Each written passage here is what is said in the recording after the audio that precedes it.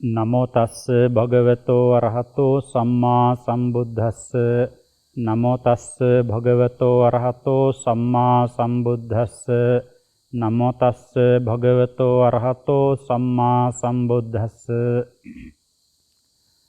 අදත් සුපුරුදු ආකාරයෙන් හිමිදිරි උදෑසන දහසක් බුදුන් බුදු වෙන උදෑසන මේ වැඩසටහන සමග සම්බන්ධ වන ඔබ සියලු දෙනාටම බුද්ධ ආදී රත්නත්‍රය ආශිර්වාදය ප්‍රාර්ථනා කරනවා. අපි දැන් වැඩසටහන් රාශියක් කළා. ඒ සමහර උදවිය මුණ ගැහුණාට පස්සේ කියනවා ගොඩක් කරනවා අමාරුයි මෙහෙමයි අර එහෙමයි ඔය කතාන්දරුත් කියනවා. හැබැයි ඉතින් ගොඩක් ඒ ඔබට මේක ගොඩක් පේනුණාට මේක බොහොම ටිකක්. ඒ නිසා එහෙම මේ කුසීත වෙවි යන්න බෑ මේක. මේක ඉතින් මම හැමදාම කියන්නේ ස්වයං අධ්‍යයනයට තමයි 90%ක් විතර තැන තියෙන්නේ. අපි මේ ඔබට මඟ පෙන්වීම ටික මේ ගැඹුරු තැන් ලියා ගැනීමට අවශ්‍ය කරන ක්‍රමවේද ටික කියලා දෙනවා මිසක අපට කාටවත් කියවන්න බෑ. තේරුම් කරන්න පුළුවන් තේරුම් කරවන්න බෑ. ඒක තම තමා විසින් කරගත යුතුයි. තේරුම් කරවන්න බුදුරජාණන් වහන්සේටවත් බෑ. ඒකනේ වදාළේ තුම්හේ කිච්ඡං ආතප්පං අක්ඛාතාරෝ තථාගතා කියලා. තේරුම් කිරීම බුදුරජාණන් වහන්සේ කරනවා. තේරුම් කරවීම කරන්න බුදුරජාණන් වහන්සේටවත් බෑ. ඒ නිසා මේ කොටස් වෙලා තියෙන අර කරුණු ගොඩක් තියෙනවානේ. ඒක නිසා තමයි අර ගොඩක් අයට අර කතාන්දර අහලා පුරුදු වෙච්ච අයට එතනින් ඔක්කොම හරි කියලා හිතාගත්තු උදවියට මේක හරි වෙහෙසක් එතකොට. හැබැයි ඉතින් එහෙමම කියන්නත් අමාරුයි. මොකද අපිත් අභිධර්ම ඉගෙන ගන්නකොට මේ හරියට එනකොට අපි එකට 22 හිටියා. අන්තිමට මේ හරියට එනකොට හිටියේ 3-9යි. ඉතින් එහෙම එකකුත් තියෙනවා. ඉතින් කෙසේ නමුත් ඉතින් අත්හැරලා ගිහිල්ලා බෑනේ. ඒ නිසා සත්‍ය අවබෝධ කර ගැනීමට බලාපොරොත්තු වෙන්නේ ගිහි වේවා පැවිදි වේවා. ඒ හැම දෙනාම ඒ සත්‍ය අවබෝධයේ පළවෙනි පියවර වශයෙන් පර්යාප්තිය සූත්‍ර විනය අභිධර්ම පිළිබඳව ප්‍රවීණත්වයක් ඇති කර ගැනීම අත්‍යවශ්‍යයි. අනික ඉතින් මේ අපටත් මේ කරන්න දේවල් නැතුවට කරනවා නෙවෙයිනේ. අපටත් මහන්සියක් තියෙනවා. දිනපතා උදේ පාන්දරට මේ වැඩසටහනක් කරනවා, දවල් කාලේ උගන්වනවා, රාත්‍රියට ධර්ම සාකච්ඡා කරනවා. විශේෂ වැඩසටහන් තියෙනවා නම් වැඩිපුර පටිගත කරලා, කැටිගත කරලා තියලා පිටත් වෙනවා. ඒ නිසා මේ අපිත් මේ කායික මානසික වශයෙන් වෙහෙසක් දරනවා, නිකම්ම කියනවා නෙවෙයි. එතකොට එහෙම අපිත් වෙහෙසක් දරන එකේ අපි මේ මොකකටවත් වෙහෙස දරනවා නෙවෙයිනේ. අපටත් ධර්ම අවබෝධයට මේක හේතු වෙනවා. මොකද හේතුව දැන් අපි ඉගෙන ගන්න යනකොට සමහර තැන්වලදී අපි ඉතින් බොහෝ තැන්වල මේවා කොටස් ඉගෙන ගන්න ඇවිද්දා. අරණ්‍ය සේනාසනවල, විහාරස්ථානවල සමහර තැන්වල අපි දැක්කා එතන දෙවෙනි තුන්වෙනි සාරණංශලා කියලා තියෙනවා ලොකු හාමුදුරුවෝ පොත් කියන එක නතර කරලා තිබුණේ. මේක පුදුම දෙයක් නේ. ඔබ වහන්සේට විතරක් මේ පොත් කියන්න පටන් ගත්තනේ ආයෙ පාරක්. අන්න. එතකොට අන්න එන්නේ හෝඩුවාවන් ඔස්සේ තමයි, එන්නේ කාරණා ඔස්සේ තමයි අපි මේ උගන්වන්නේ. ඒ කියන්නේ අපට කවදා හරි ගුරුවරු නැති වෙන්නේ නැහැ. මොකද අපි ඒ ගුරු භූමිකාව පුළුවන් උපරිමයෙන් ශක්ති පමණින් කරනකොට අපට ගුරුවරු නැති වෙන්නේ නැහැ. කොහෙන් හරි ගුරුවරයෙක් ලැබෙනවා. අවුරුදු දශක ගණනාවක් මොකද්ද ධර්මයේ කියලා හොය ඉන්නකොට අසජි මහ රහතන් වහන්සේ මුණ ගැහුණානේ. උපතිස්ස කෝලිත උතුමන්ට ඊළඟ ගුරුවරයෙක් නැතුව නන්නත්තර යනකොට මේ දාරුචිරි උතුමන් වහන්සේට බ්‍රහ්ම ලෝකේ ඉඳලා ඇවිල්ලා කීවනේ අන්න යන්න බොරු කරන්නට එපා. අන්න ඉන්නවා නියම ගුරුවරයා. මෙතන ඉඳලා 121 යොදුනක් දුරයි. නමුත් යන්න එතන තමයි හොඳ ගුරුහරකම් ටික ලැබෙන්නේ කියලා. ඒතර අන්න ඒ වාගේ අර අපි ඒ යමක් කරලා තියෙනවා නම් ඒකට අනුකූලව අපි යම් කෙනෙකුට උදව්වක් කරලා තියෙනවා නම් ධර්ම විනය වාසයෙන් ඒක අපට අනිත් පැත්තට බලපානවා සත්‍ය අවබෝධ කර ගැනීමට යන ගමන් මගේදී. ආන්න එකයි. ඒ නිසා ඒ විදිහට මේ ඒ කියන ගෞරවනීය අවබෝධයේ ඇතුව ඉස්සරහට යන්න. එතකොට වරදින්නේ නැහැ. ඒ නිසා හැමතිස්සෙම මම ඔබට කියන්නේ ඉගෙන ගන්නකොට තව කෙනෙකුට උගන්වන්න පුළුවන්ද කියන එක තමාගෙන් අහමින් ඉගෙන ගන්න. එතකොට තමන් ඉතිරියක් තියන්නේ නැහැ. මොකද තව කෙනෙකුට උගන්වනකොට දැන් මේ අත් ඇහැවුවොත් මේ කොටසත් ඇහැවුවොත් මෙතනිනුත් ඇහැවුවොත් කියලා තමන්ට ප්‍රශ්න කරනවානේ. තමන් තමාව විග්‍රහ කරගන්නවා. තමන්ගේ දැනුම මිනුම කොච්චරද කියලා. එනිසා ඒ අවධානයෙන් යුතුව කරගත්තොත් ඔබ සාර්ථකයි. ඔබ සාර්ථකයි. පුළුවන් නම් කෙනෙක් නැතත් කාමරයකටලා තව කෙනෙකුට උගන්වනවා කියලා වයිට් බෝඩ් එකක් තියාගෙන නැත්නම් පෑනක් පැන්සලක් පොතක් කොලයක් තියාගෙන පුළුවන් නම් උගන්වන්න. එතකොට ඔබට අප්‍රකට වෙච්ච තැන් හොඳට ප්‍රකට වෙලා පේන්න ගන්නවා. එතකොට ඒක ප්‍රකට කර ගැනීමට ඔබ උත්සාහ දරනවා. ඉතින් ඕක ධර්මාවාදයක් හැමදාම දෙන පරිදි ඔබට අර උද්‍යෝගයක් ඇතිවීම පිණිස. එබනම් අපි බෝඩ් එකේ ලියලා තියෙනවා අද අපට තියෙන්නේ අසංකලිට සංකලේශිකා ධම්මා. අපි එදා ඒ පිළිබඳ විග්‍රහය කළා, නිර්වචනය කළා. එතකොට අසංකලිට අසංකලේශිකා ධම්මා කියනකොට තෘෂ්ණාදියෙන් කෙලෙසිලා නැහැ. නමුත් තෘෂ්ණාදී කෙලෙසුන්ට සමීපයි. කෙලෙසෙන්න තියෙන ඉඩකඩ සමීපයි. කෙලෙස් එක්කල සමීපත්වයක් තියෙනවා. එතකොට දැන් මේක එතකොට අවයව ටික අපි ලියාගත් අවයව 5ක් තියෙනවානේ. කුලක වශයෙන් සංචිත වශයෙන් අවයව 5ක් තියෙනවා. දැන් මේකේ අපි එදා මේ සටහන් කරානේ. එහෙමනම් දැන් මෙතනදී අපි ස්කන්ධ පහ හුලමු. හරි ලේසි. අටවිසි රූපය රූපස්කන්ධයයි. හරි. එතකොට චෛතසික 38යි. ඒ චෛතසික 38 තුරින් වේදනා චෛතසික වේදනාස්කන්ධයයි, සංඥා චෛතසික සංඥාස්කන්ධයයි, ඊතුරු චෛතසික 36 සංස්කාරස්කන්ධයයි. මෙතන ලෞකික කුසල්සිත 17යි, විපාකසිත 32යි, ලෞකික ක්‍රියාසිත 20යි. ඔක්කොම කීයද? එතකොට 20යි 17යි. එතකොට 27යි 37යි 39යි 49යි 59යි 69යි.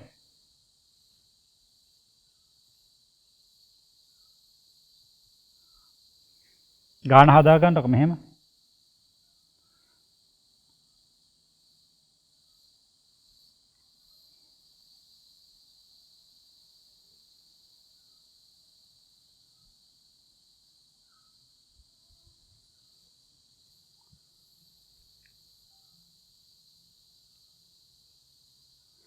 හැටනමයයි. ඇයි 69ක් වුණේ? අඩු වුණ 20 මොකද්ද? අකුසල්සිත 12යි, ලෝකෝත්තර 8යි. ඇයි අකුසල් ටික ගියානේ ඉස්සෙල්ලා උඩ පැත්තට කෙලෙසෙන ස්වභාවික ධර්ම වලට. ලෝකෝත්තර සිත් ටික ගියා නොකෙලෙසෙන ස්වභාවය ඇති ටිකට අසංකලිට අසංකලිට ධම්මා කියනවා. ඒතර 69යි. ඒතර 69 මොනවද? විඥානස්කන්ධයයි. විඥානස්කන්ධයයි. 69 විඥානස්කන්ධයයි. විඥානස්කන්ධයයි. ඊළඟට එනම් පහ හරිනේ. පහ හරි. ස්කන්ධ පහ හුල්ලා ඉවරයි.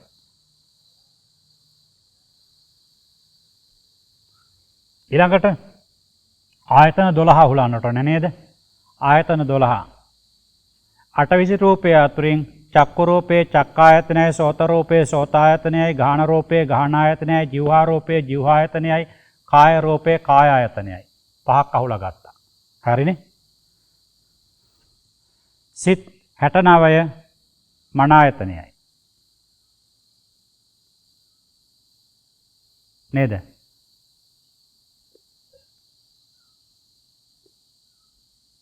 ඊළඟට මේකේ තියෙනවා චෛතසික 38යි.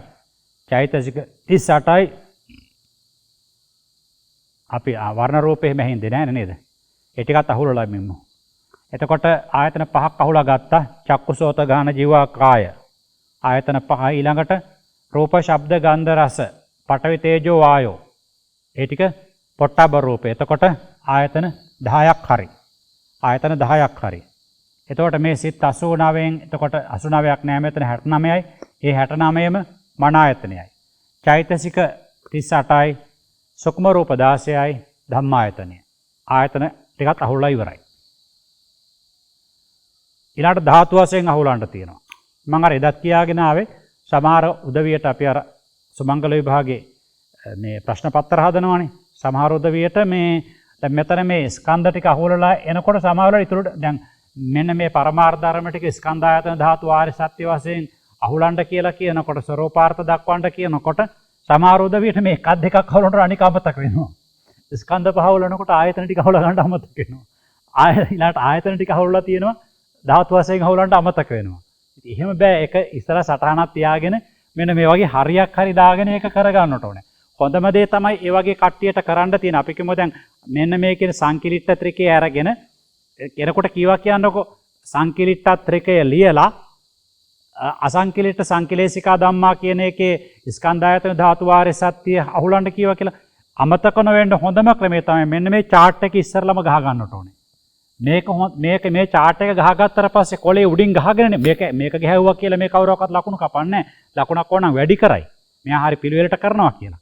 එතකොට ඒ නිසා ඒක හදාගෙන මෙන්න මේ විදිහට සටහන් කරගන්න. එකක් ඇහුලුවා නම් ඒකට ලකුණක් දාගන්න. ඊළඟ ධාතු වශයෙන් ඇහුලුවා නම් ලකුණක් දාගන්නවා.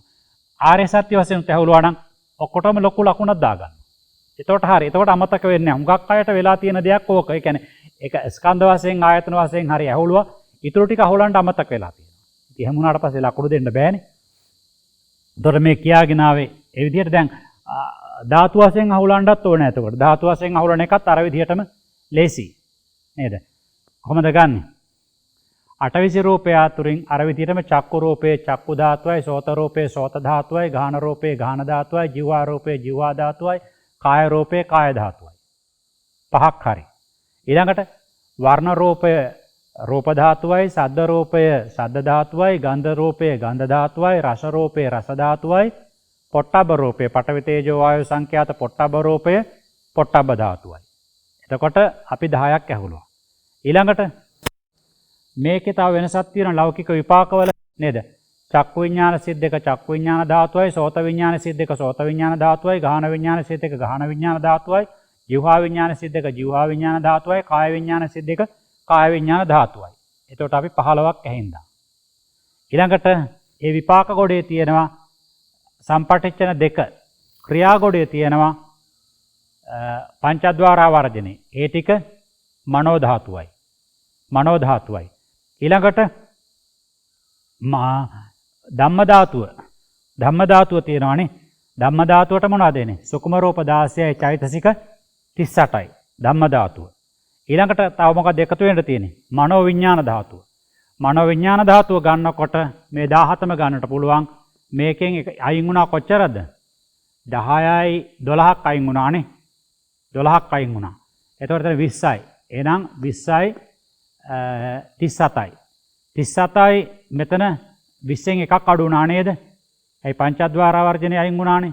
එතකොට මෙතන 37යි මේ මෙතන 20යි 17යි 37යි 37යි 47යි 57යි 56යි. 56යිනේ. ඔව් 56යි. ඒ 56 මනෝ විඥාන ධාතුව. 56 මනෝ විඥාන ධාතුව. එතකොට ඒකත් හරි ධාතු 18ත් ඇහින්දා. එකත් ඇහින්දා. ඊළඟට ආර්ය සත්‍ය වශයෙන් එකයි. ඒකේ 아무තෙන් කියන්න දෙයක් නැහැනේ. මෙතන නිර්වාණය නෑ, නිරෝධ සත්‍ය නෑ. ලෝකෝත්තර මාර්ගසිද්ධික නෑ, එහෙනම් මාර්ග සත්‍ය නෑ. ඊළඟට මේකේ තෘෂ්ණාව නෑ, එහෙනම් සමුදය සත්‍ය නෑ. එහෙනම් මේ ඔක්කොම ටික මොනවද? දුක්ඛ සත්‍ය. අන්න එහෙම අර තර්කානුකූලව හිතලා බලන්න. කියන්නේ මේ හරි ලේසි. එතකොට දැන් මේක කියනවා දුක්ඛ සත්‍ය, සමුදය සත්‍ය කියලා හැගාගෙන ඉන්න අවශ්‍ය කරන්නේ. නිකන් බලන්න, විවෘතව බලන්න. මේකේ ලෝකෝත්තර සිද්ධික නෑනේ. ලෝකෝත්තර සිද්ධ නෑ. එහෙනම් මේකේ මේ මාර්ග සත්‍ය තියෙන්නට බෑ. මේකේ නිර්වාණය ආයෙනම් මේක නිරෝධ සත්‍ය තියෙන්නට බෑ. නේද? ඊළඟට මේකේ විපාක සිත් කුසල් සිත් තියෙනවා. මේකේ තෘෂ්ණාව නෑනේ. අකුසල් නෑනේ. එහෙනම් මේකේ සමුදය සත්‍ය නෑ. අන්න ඒ විදිහට බය නැතුව විවෘතව බලන්න. ඔන්න එහෙනම් අපි එකත් අහුලලා ඉවරයි.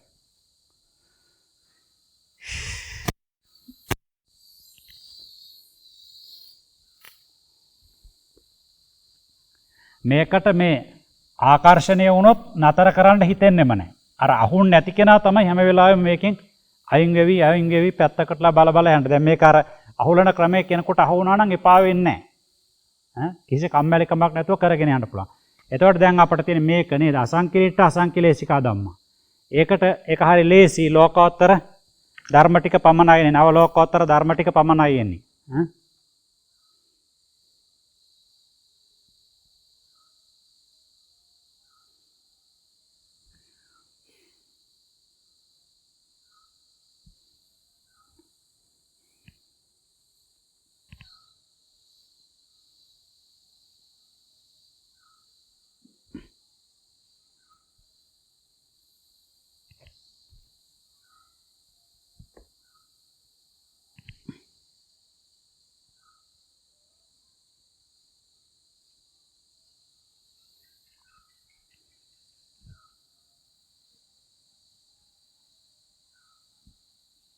අසංකලිට අසංකලේශිකා ධම්මා.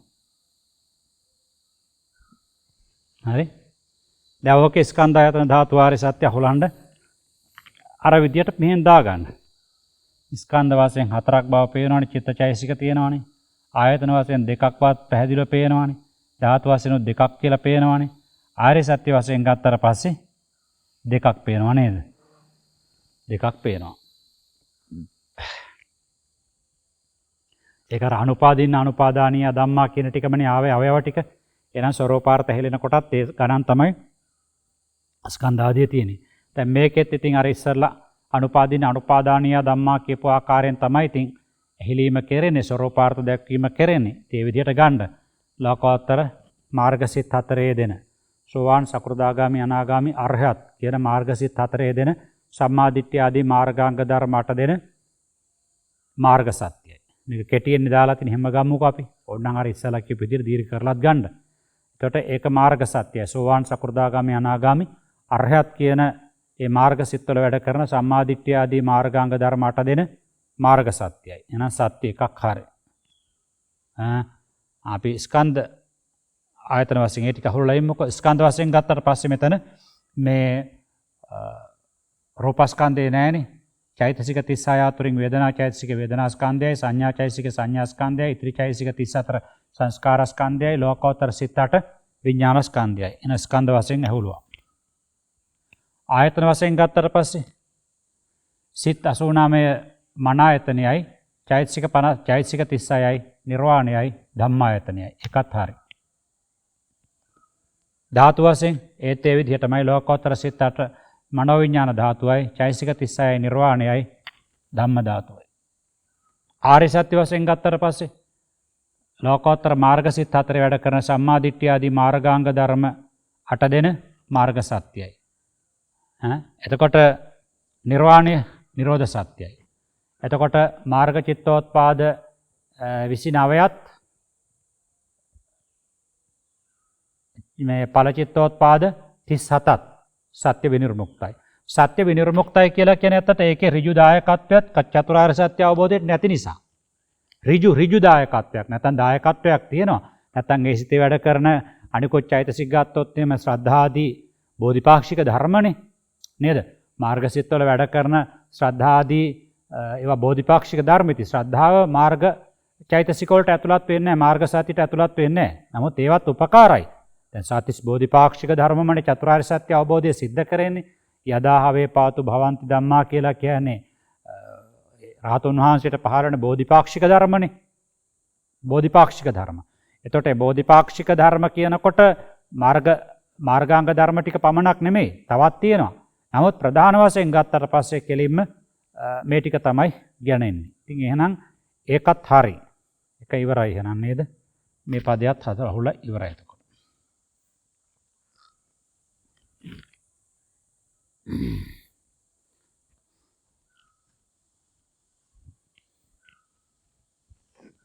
දැන් පාඩම් කරන කටනේ මේ වැඩි වාගේ එහෙම තේරෙනවා නම් දවසකට කරන ප්‍රමාණය ඒ පිළිබඳවත් අපට chat list එකට කමෙන්ට් එකක් දාන්න. ඊළඟ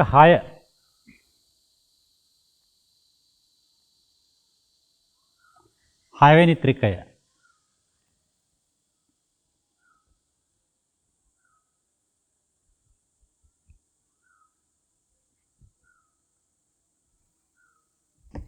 එතකොට අර ත්‍රිකය පිළිබඳවත් අපි යම් සමස්ත හැඳින්වීමක් කළොත් ඒක කෙලින්ම ඒකත් පද 3ක් තිබ්බා නේද? සංකලිට සංකලේශිකා ධම්මා, අසංකලිට සංකලේශිකා ධම්මා, අසංකලිට අසංකලේශිකා ධම්මා. ඒ නිසා ත්‍රික පදයක් කියලා ඒක හඳුන්වනවා. ඊළඟට ඒකේ පරමාර්ථ ධර්ම සියල්ලම ඇතුළත් වෙලා තිබුණා නේද? ඒ නිසා ඒක නිප්‍රදේශ ත්‍රිකයක් කියලා හඳුන්වනවා. ඊළඟට ඒක ආදිලබ්ධ සර්වලබ්ධ කියන විදිහට ගත්තාට පස්සේ සර්වලබ්ධ, මොකද සංකලිට කියන පදය ඔක්කොටම ඇතුළත් වෙලා තිබිච්ච නිසා සර්වලබ්ධ සියලු පද 3ටම අනුව තමයි නම ලැබිලා තිබුණේ, එක පදයකට අනුව නෙමෙයි. ඉතින් එහෙමනම් ඒක තමයි ඒ ත්‍රිකේ පිළිබඳව කියන්න තියෙන්නේ.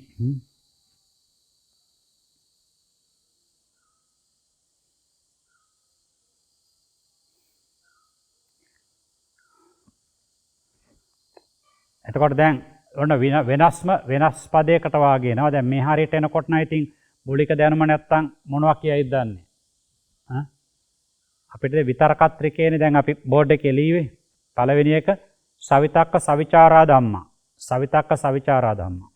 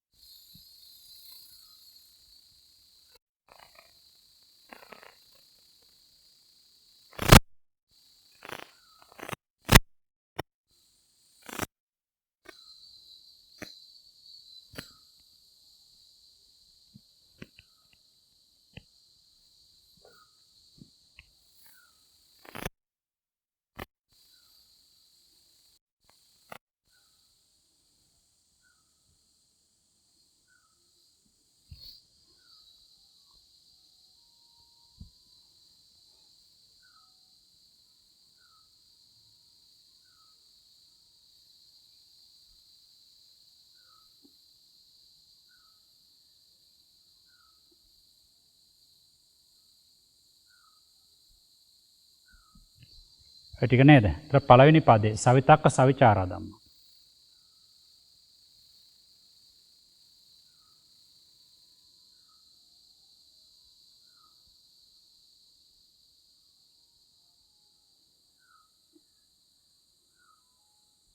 ඒක තමයි පළවෙනි පදේ.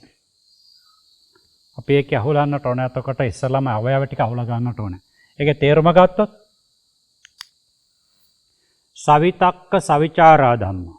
ඒ කියන්නේ සහ විතක්ක සහ විචාර ධම්මා. විතක්කේන සහ විචාරේන සහ ධම්මා. එතකොට එතන කාරණා දෙකක් තියෙනවානේ. විතර්කයේ සමග සහ විචාරයේ සමග කියන දෙකම. සහ විතක්කේනච සහ විචාරේනච ධම්මා. විතර්කයේ සහිත විචාරයේ සහිත ධර්ම. එතකොට සුදුසුකම් දෙකක් එන්නට ඕනේනේ. විතර්කයේ සහිත වෙන්නත් ඕනේ, විචාරයේ සහිත වෙන්නත් ඕනේ එතකොට.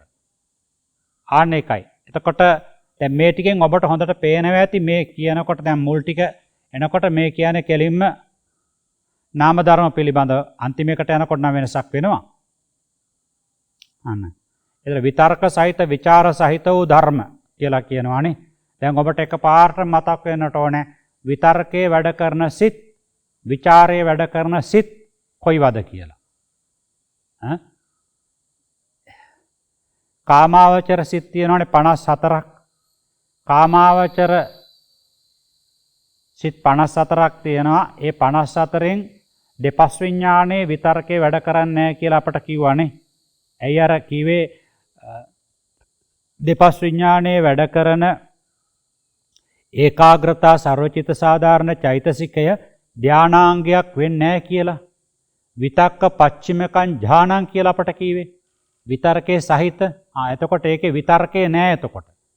දෙපස් විඥානයේ විතර්කේ නැහැ. දෙපස් විඥානයේ කියන්නේ සිත් 10ක් නේද? චක්කු විඥාන සිත් 2යි, සෝත විඥාන සිත් 2යි, ගාහන විඥාන සිත් 2යි, ජීවහා විඥාන සිත් 2යි, කාය විඥාන සිත් 2යි කියන්නේ දෙක දෙක. එතකොට එතන 10ක්. කාමාවචර සිත් 54ට තමයි මේ 10 ඇතුළත් වෙන්නේ. එතකොට ඒ 10 විතර්කේ වැඩ කරන්නේ නැහැ. එහෙනම් කාමාවචර සිත් 54ක පමණයි විතර්කේ වැඩ කරන්නේ. ඒක අපි පස්සේ ලියාගමු. ඊළඟට විතර්කය. හරි? විතර්කේ වැඩ කරන්නේ නෑ ඒ සිත්යි. අනිත් 44 වැඩ කරනවා. ඊළඟට විතර්කේ වැඩ කරන සිත් බලන්න උඩු පැත්තට ගත්තට පස්සේ රූපාවචර සිත්වල ප්‍රථම ධානය සිත් 3 පමණක් වැඩ කරනවානේ. ද්විතිය ධානය සිත් 3 නෑ. තෘතිය ධානය සිත් 3 නෑ. ද්විතිය ධානය සිත් 3 වැඩ කරනවා විචාරය. හැබැයි මේක එකට ගන්න නිසා ඒකත් අයින් වෙනවා එතකොට. මොකද විචාරයේ පමණක් වැඩ කරලා බෑ විතර්කෙත් වැඩ කරන්නට ඕනේ. ඒ නිසා ඒක අයින් වෙනවා. එතකොට එහෙනම් ද්විතිය ධානය, තෘතිය ධානය, චතුර්ථ ධානය, පංචම ධානය කියන රූපාවචර ඉතුරු විපාක ඉතුරු රූපාවචර ඉතුරු සිත් 12 විතරක වැඩ කරන්නේ නැහැ. අරූපාවචර 12 කොහොමත්ම වැඩ කරන්නේ. ලෝකෝත්තර 32ක වැඩ කරන්නේ. මේවා ධානාංග බවට පත් වෙන නිසා 121 ක්‍රමයට ගන්න. ලෝකෝත්තර සිත් 8ක පමණයි වැඩ කරන්නේ. ද්විතිය ධාන, තෘතිය ධාන, චතුර්ථ ධාන, පංචම ධාන සංප්‍රයුක්ත වෙන ලෝකෝත්තර සිත් 32 වැඩ කරන්නේ නැහැ. ඉතින් ලෝකෝත්තර සිත් 32 අහුලා ගන්නවත් බැරි නම් මේ ගමන යන්න බෑ, නතර වෙන්න. ලෝකෝත්තර සිත් 40වත් අහුලා ගන්න බැරි නම් ධාන ක්‍රමයට 40ක් වෙන එකවත් අහුලා ගන්න බැරි නම් තේරෙන්නේ නැත්නම් මේක කරන්නට බෑ. මොකද 40 අහුලා ගැනීමේ හැකියාව තියෙන කෙනාටනේ 40ක් හැදෙන ක්‍රමයේ දන්න කෙනාටනේ 8 වෙන් කර ගැනීමේ හැකියාව තියෙන්නේ.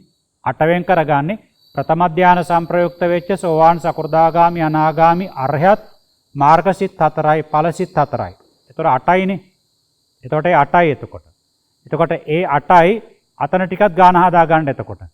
54යි 54න් 10ක් අඩු වුණානේ. 54යි 54න් 10ක් අඩු වුණා නේද? 44යි නේද? 44යි. 44යි. එකතු වෙනවා මෙතන ප්‍රථම ධාන. ඒකටත් ඉස්සෙල්ලා තවත් එකක් මතක් කරලා දෙන්නට ඕනේ. ඔබට මතක නැද්ද ප්‍රථම ධාන සිත් 11ක් තියෙනවා කීවා, ද්විතිය ධාන සිත් 11ක් තියෙනවා කීවා, තෘතිය ධාන සිත් 11ක් තියෙනවා කීවා, චතුර්ථ ධාන සිත් 11ක් තියෙනවා කීවා, පංචම ධාන සිත් 23ක් තියෙනවා කීවා. ඔක චන්ද්‍රිකාවේ දෙවෙනි පාදයේදී ඉගෙනුවා. එතකොට දැන් ඔබට අහුලා ගන්න දන්නේ නැත්නම් කොහොමද ප්‍රථම ධාන සිත් 11ක් වෙන්නේ, ද්විතිය ධාන සිත් 11ක් වෙන්නේ, තෘතිය ධාන සිත් 11ක් වෙන්නේ, චතුර්ථ ධාන සිත් 11ක් වෙන්නේ, පංචම ධාන සිත් 23ක් වෙන්නේ කොහොමද කියලා ඔබට අහුලා ගන්න බැරි නම් ඒ කියන්නේ ඔබ ෆේල්. එහෙම බෑ. පුළුවන් වෙන්නට ඕනේ. ඒතර කොහොමද 11ක් වෙන්නේ? ලෝකෝත්තර ධාන සංප්‍රයුක්ත ප්‍රථම ධානාංග හා සංප්‍රයුක්ත වෙච්ච ලෝකෝත්තර සිත් 8යි.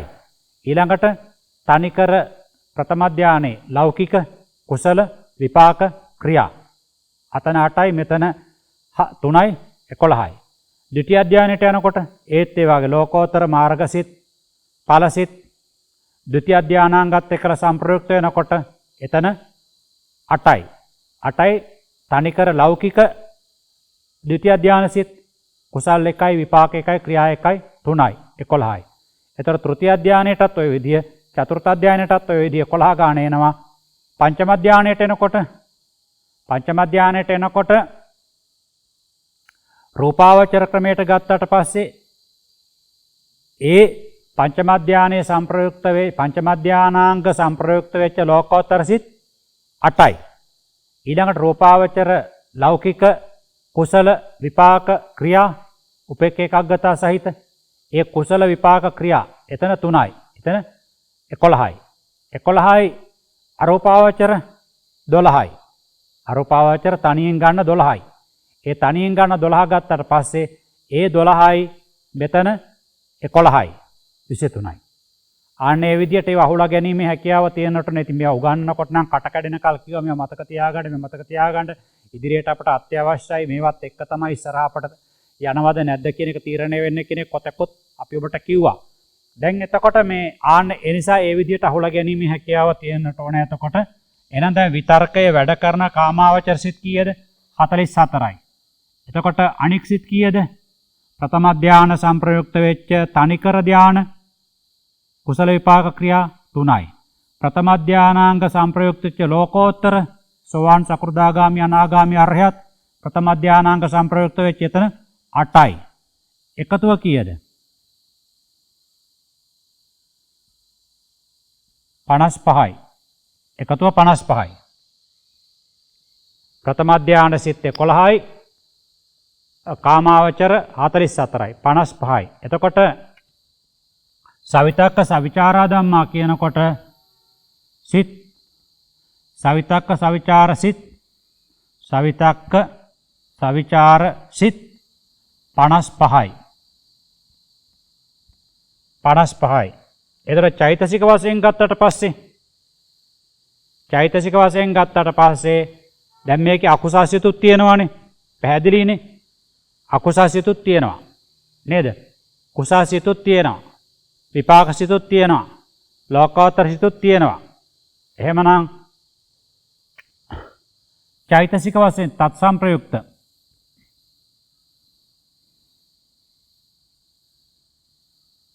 චෛතසික හොඳේ කීයද 50යි 50යි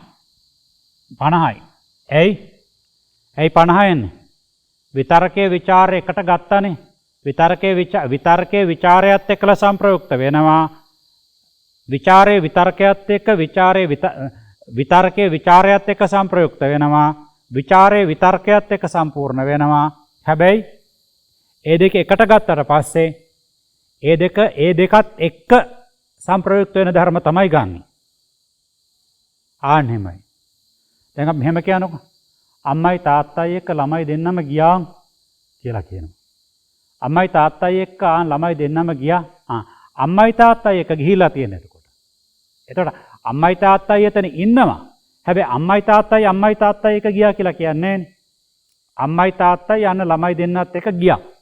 ආන්න ඒ වගේ තමයි. එතකොට අම්මයි තාත්තයි වාගේ තමයි සවිතක්ක සවිචාරා කියලා කියනකොට.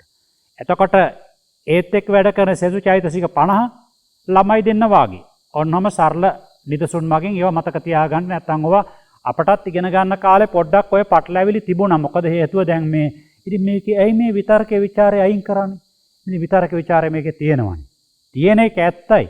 තියෙන එකත් එක්ක යෙදෙන ආන්න එකයි. දැන් අම්මයි තාත්තයි ළමයි දෙන්නත් එක්ක ගමනක් යනවා කියනකොට ඒතර අම්මයි තාත්තයි නැද්දේ ගමනේ?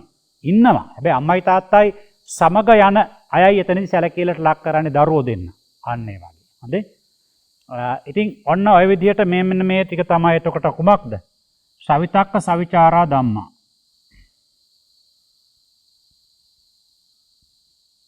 සවිතක්ක සවිචාරා ධම්මා කියන ඔය ටිකට.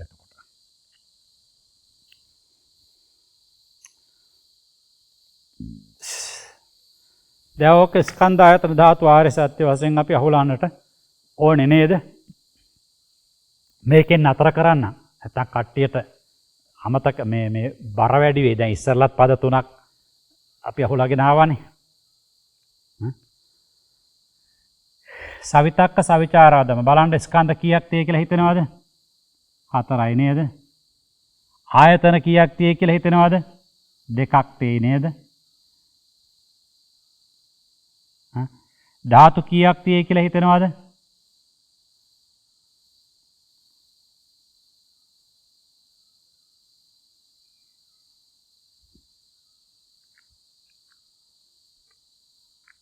17යිද? 17යි මං හිතන්නේ. බලමු මගේ මතකේ හරියද කියලා.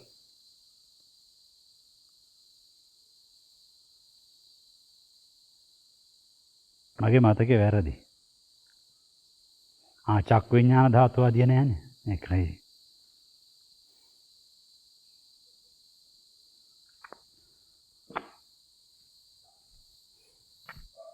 තුනයි. ආර්ය සත්‍ය නම් හරි ලේසියිනේ අහුලා ගන්න එක. ආර්ය සත්‍ය තියෙන්නේ 2යි.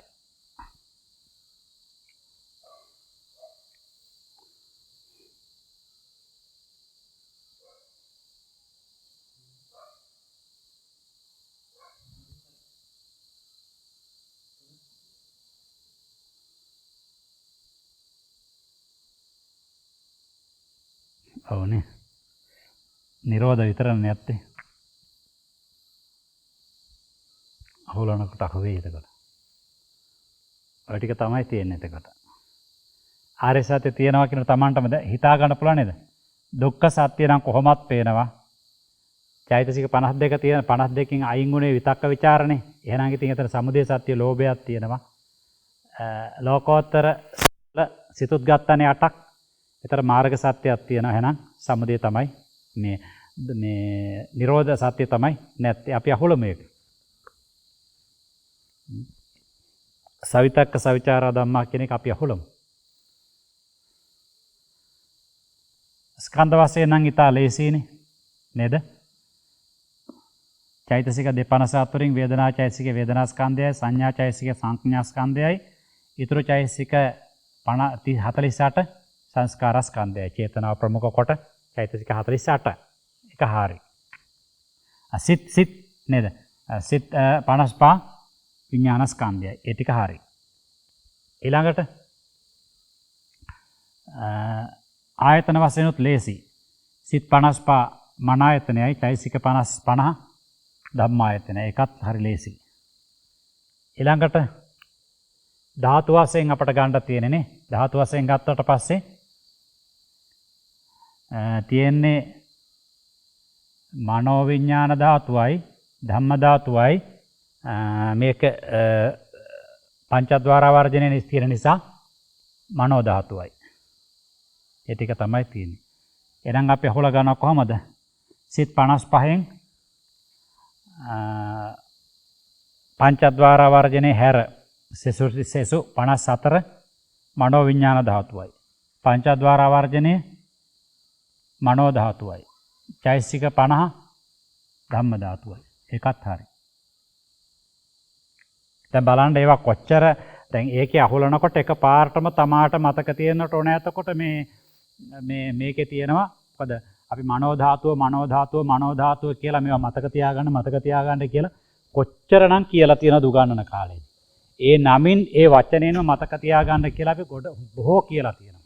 මොකද එහෙම නැත්තම් යන්න බැරි නිසා අපි දන්නවනේ ඒක යන්න බෑ ඉස්සරහට කියලා.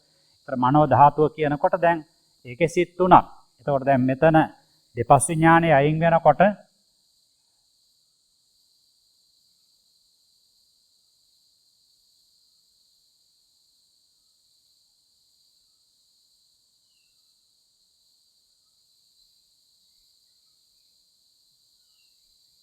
සම්පටිච්ඡන දෙකක් තියෙනවානේ. සම්පටිච්ඡන දෙකක් තියෙනවා. සම්පටිච්ඡන දෙකයි විපාක සිත් වලින් අයින් වුණේ අපට මේ දෙපස් විඥානේ පමණනේ. ඒතර සම්පටිච්ඡන දෙකයි මෙතන තියෙන පංචද්වාර වර්ජනයයි මනෝ ධාතුව. එතකොට මෙතන සිත් වලින් ගත්තාම මනෝ විඥාන ධාතුවට එතකොට යන්නේ සිත් 52යි. සිත් 52යි මනෝ විඥාන ධාතුව. ඊළඟට මේ කියන පංචද්වාර සම්පටිච්ඡන දෙකයි පංචද්වාර වර්ජනයයි ටික ඒ තුන මනෝ ධාතුවයි. ඒතර චෛතසික 50 ධම්ම ධාතුවයි. ඒකත් හරි. අර ආර්ය සත්‍ය වශයෙන් අපට අහුලන්න තියෙන නේද? ආර්ය සත්‍ය වශයෙන් අහුලන්න ගත්තට පස්සේ මේ කියන සිත් 55න් ලෝකෝත්තර සිත් 8 අයින් කරනවා 47යි. ඒ 47යි ලෞකික සිත් 47යි තත්සම්ප්‍රයුක්ත චෛතසික 50යි ලෝභය අයින් කර ගන්නවා නේද? 49යි දුක්ඛ සත්‍යයි. ලෝභය සමුදය සත්‍යයි. සත්‍ය දෙකයි එතකොට. ඊළඟට ලෝකෝත්තර සිත් 8 සෝවාන් සකෘදාගාමි අනාගාමි අරහත් ප්‍රථම ධානයේ පමන්න ගත්තේ ඒ සිතේ වැඩ කරන සම්මා සංකප්ප වජ්ජිත ඊතුරු මාර්ගාංග ධර්ම සත් දෙන එක්වරක් සෝවාන් මාර්ග හිතේ වැඩ කරන මාර්ගාංග ධර්ම සත් දෙන එක්වරක් සකෘදාගාමි මාර්ග හිතේ වැඩ කරන සත් දෙන එක්වරක් අනාගාමි මාර්ග හිතේ වැඩ කරන මාර්ගාංග ධර්ම සත් දෙන එක්වරක් අරහත් මාර්ග හිතේ වැඩ කරන මාර්ගාංග ධර්ම හත් දෙන එක්වරක් විදිහට ඒක මාර්ග සත්‍යයි. ඒක මාර්ග සත්‍යයි.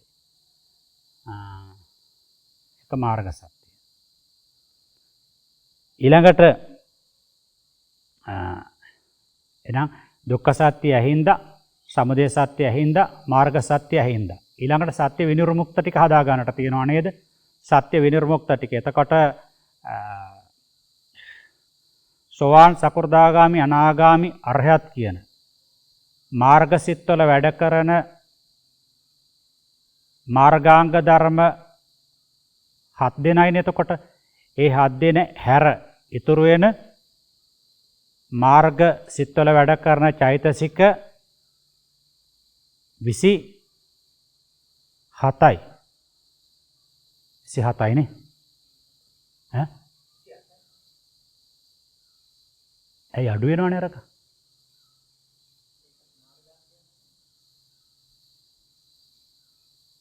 ඔව් 28යි මාර්ගාංග ධර්මයක් මාර්ගාංග ධර්ම වලින් අඩුවනේ පොදු චෛතසික වලින් නෙවෙයි. ඔව් ඒක හරි. එතකොට ඒ කියන්නේ 28යි මාර්ග සිතයි. මාර්ග සිත 4යි කියන ඒ මාර්ග චිත්තෝත්පාද 29ත් ඵල චිත්තෝත්පාද 37ත් 30 විතරක අඩු වෙනවා. විතරක විචාර දෙකම අඩු වෙනවා. 36න් දෙකක් අඩු වෙනවා. 34යි. 34යි ඵල සිතයි 35යි. ඵල චිත්තෝත්පාද 35ත් ඒ ටික සත්‍ය විනිර්මුක්තයි. ඒ ටික සත්‍ය විනිර්මුක්තයි. මාර්ග චිත්තෝත්පාද 27 හරි එක තමයි. විචාරිතට 27යි මාර්ග චිත්තෝත්පාද 27යි ඵල චිත්තෝත්පාද 35යි. 35යි. මේ ටික සත්‍ය විනිර්මුක්තයි. සත්‍ය විනිර්මුක්තයි කියන එක ඉස්සරලා පදේදී අපි විස්තර කරලා දුන්නා. ඉතින් දැන් මෙහෙමයි. දැන් මේ වගේ තැන් මේ අපි ප්‍රගුණ කරලා තියෙන දේනේ. ඒ වුණත් අර ගොඩාක් කරුණුම ඉස්සරහට යනකොට ඒ කියන්නේ සංඛ්‍යාවයි විශ්ලේෂණයයි දෙකම එකට ගැළපි. ඒ අතර පුංචි වෙනස්කම් තියෙනවා. ඒ හැම දෙයක්ම තේරුම් ගන්නට ඕනේ ඉතින්. ඉතින් අර එක වතාවක් ඉතින් ඒ ප්‍රගුණ කරලා තියෙන කෙනාට පොඩි පැකිලීමක් වුණාට ඒක ගණන් ගන්න දෙයක් නැහැ. අනිත් පැත්තෙම Tamanට උත්තර එන නෑ මෙහිමයි කියලා. ඒ නිසා ඔන්න ඔය විදිහට මේ ටික මතක තියෙන්නට ඕනේ. දැන් එහෙනම් ඊළඟ දවසේ පාඩමට සම්බන්ධ වෙනකොට මෙන්න මේ කියන සවිතක්ක සවිචාරා ධම්මා කියන පදය හොඳට ප්‍රගුණ වෙලා තියෙන්නට ඕනේ. ස්කන්ධ ආයතන ධාතු ආර්ය සත්‍ය වශයෙන් අහුලන්නට. ඒතර අපි මේක ඉවර කළා. තව එතකොට සවිතක්ක මේක තවත් චුට්ටක් සංකීර්ණයි. තේරුණාද? මේක තවත් චුට්ටක් සංකීර්ණකමක් තියෙනවා. මේ පද දෙකේ. ඉතින් ඒ වගේ අර සංකීර්ණ පද හැබැයි තියෙන කීපයයි. ඒ කියන්නේ දැන් ඔන්න ඕක පොඩ්ඩක් සංකීර්ණයි. ඊට පස්සේ අර වේදනාත්‍රිකේ පොඩ්ඩක් සංකීර්ණකමක් තිබුණා. ඊට පස්සේ අපට ඉස්සරහට එනකොට අර මග්ගාරම්මනත්‍රිකේ තියෙනවා. ඒක පොඩ්ඩක් සංකීර්ණයි. ඒ වගේ කිහිපයක් තමයි සංකීර්ණ ඒවා තියෙන්නේ. බොහෝමයක් කීපයක් දැනගත්තට පස්සේ බොහෝමයේ තේරුම් ගන්නට පහසුයි. ඉතින් එහෙමනම් අපි අද පාඩම ඔතකින් સમાપ્ત කරනවා. මොකද ටිකක් සංකීර්ණ පාඩමක් නිසා ඒක ඊළඟ දවසට හොඳට ප්‍රගුණ කරගෙන ඉන්නට ඕනේ. ඉතින් අදත් මේ වෙලාවේ සම්බුද්ධ ශාසනය මුල් කරගෙන අපි ධර්ම කරුණු ඔබට පෙන්වා දෙමින් ඔබ ධර්ම කරුණු ඉගෙන ගැනීමට උත්සාහවත් වෙමින් ඇත්තට ඔබට කරුණු පෙන්වා දෙනවානේ මේවා නැවත කරන්න අපිත් ඉගෙන ගැනීමක්ම වෙනවා. එතකොට අපේ දැනුම අලුත් වැඩියා වෙනවා. ඉතින් මේ විදිහට අපි දෙපිරිසම මේ ආකාරයෙන් දරපු ධර්මමය උත්සාහය තුලින් හිතවල පහළ වෙච්ච ධර්ම ශක්තිය මේ ධර්මය නොවිඳිනා දුක් විඳලා සොයාගත්තු ඔබෙත් මගෙත් එකම ශාස්ත්‍රෝන් වහන්සේ වූ මහෝත්තම සම්මා සම්බුදුරජාණන් වහන්සේගේ අරහං ආදී අසීමිත ගුණයන්ට සුද්ධ බුද්ධ පූජා උපහාරයක් වේවා. ධර්ම රත්නයට ධර්ම පූජාවක් වේවා. සංඝ රත්නයේ සුපටිපන්නතාදී ගුණයන්ට සංඝ පූජාවක් වේවා. අස්මදාචාර්යෝත්තම අතිපූජනීය කඩවැද්දුවේ ජිනවංශාභිදාන නායක මාහිමියන් වහන්සේගේ මහා බෝධිසත්ව ජීවිතයට උතුම් ගුරු උපහාරයක් වේවා.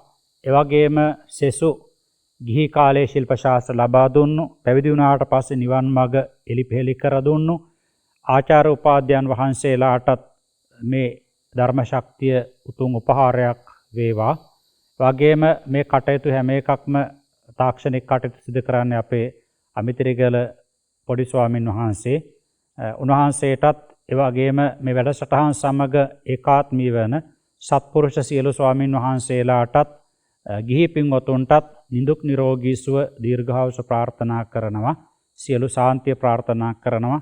ඒ වගේම මේ වැඩසටහන් ඔබ වෙතට ගෙනීමට අවශ්‍ය කරන බරපැන් දායකත්වය වෙනම දායකත්වයක් කියලා කවුරුවක්වත් මේවට ස්පොන්සර් කරන්න කෙනෙක් ඇත්තේ නැහැ.